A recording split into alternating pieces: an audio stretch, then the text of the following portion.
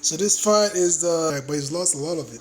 That hunger, that grit, he doesn't have it as much. And let's go ahead and see how the fight goes. It's interesting to see the fight.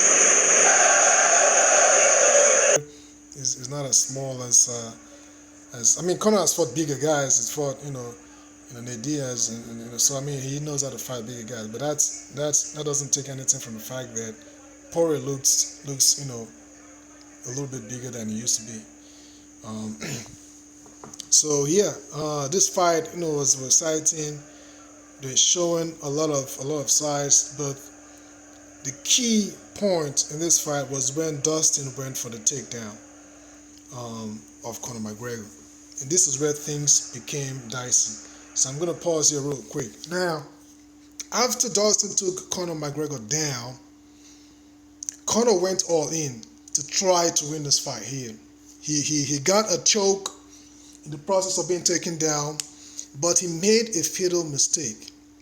The mistake he made was not being able to use his legs. So when you do a choke, in the front choke, you want to use your legs to hold the opponent down so they don't spring up like this. So right now you can see that Dustin Poirier is pretty much vertical and perpendicular to Conor McGregor, who's on the mat. Now when you do the choke, you squeeze in, but you also use the leg to hold the other fighter down so that your squeeze works. And you're basically trying to bend the opponent with your hands and your leg. Just squeezing the head one way and you're squeezing the body down the other way. But with Conor McGregor failing Dustin Poirier, and when he used all that and expended all that energy here, that was pretty much the beginning of the end in this match.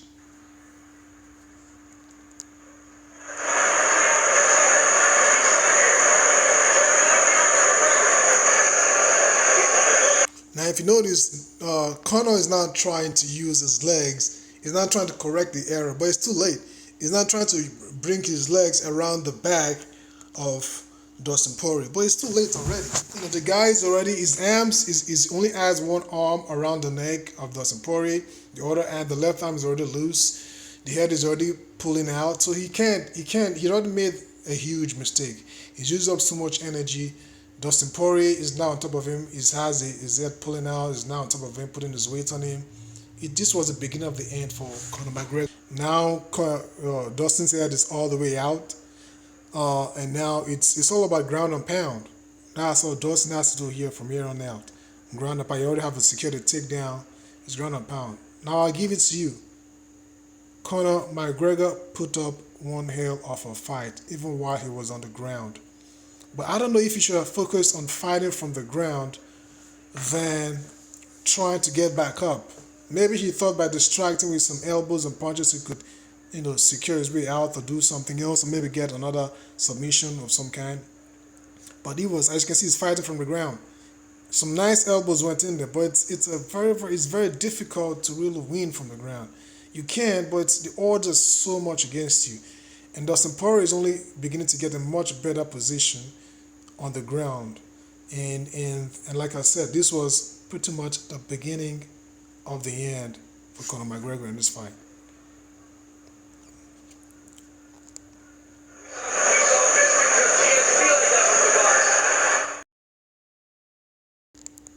As we can see here, Dustin Poirier is now beginning to throw combinations, elbows, punches, left, right, pounding. He pretty much beats Conor McGregor to a pulp here. McGregor still tried to throw some more combinations from the ground, but that's bad. But now you see the break right there. Conor's head has been beaten to a red pulp. Now he was able to finally get back up, but then as he tried to throw more punches, he snapped his leg. Initially looked like it was a sprained, a rolled ankle, but no, that was a break. He actually broke his leg close to the ankle. And like I said, that was the end of the fight. There's only 6 seconds left in the first round, and he was sealed by the bell. So it wasn't a TKO right away, but as the fight went on, with just 6 seconds in the first round, the bell rang, and after the doctors came in to look at the fight, to look at Conor McGregor. It was a stoppage, a doctor stoppage, which was a TKO, two doctor stoppage. But that was pretty much how it went. Um, um, Dustin put up a great fight.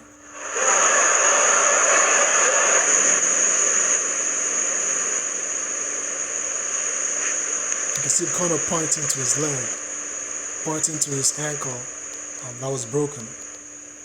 So the guy, the doctor, was in there to take a look at the leg, but it was pretty much everybody knew it was done.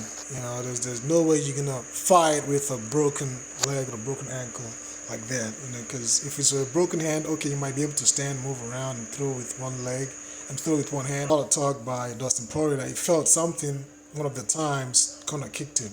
That he checked that leg, and that was how um, he checked the leg, and he felt that Conor may have cracked his shin at that point, but he didn't know until much later.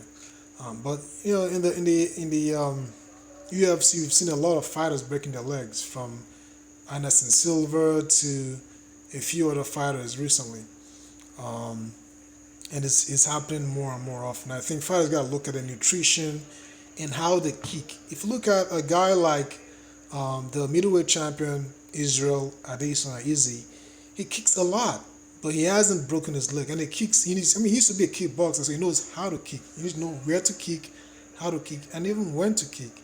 So this guy's got to watch, how they use that leg. And I think that fighters got to watch their nutrition. Make sure you get a lot of new minerals in your diet to make sure your bones are really strong. And keep an eye on hairline fractures. Conor was saying he had some hairline fractures before the fight, that he knew he had something, but I don't know. We just gotta keep an eye on the UFC. Got to keep an eye on how fighters and nutrition, and Dustin won the fight fair and square. He's a winner, and I don't.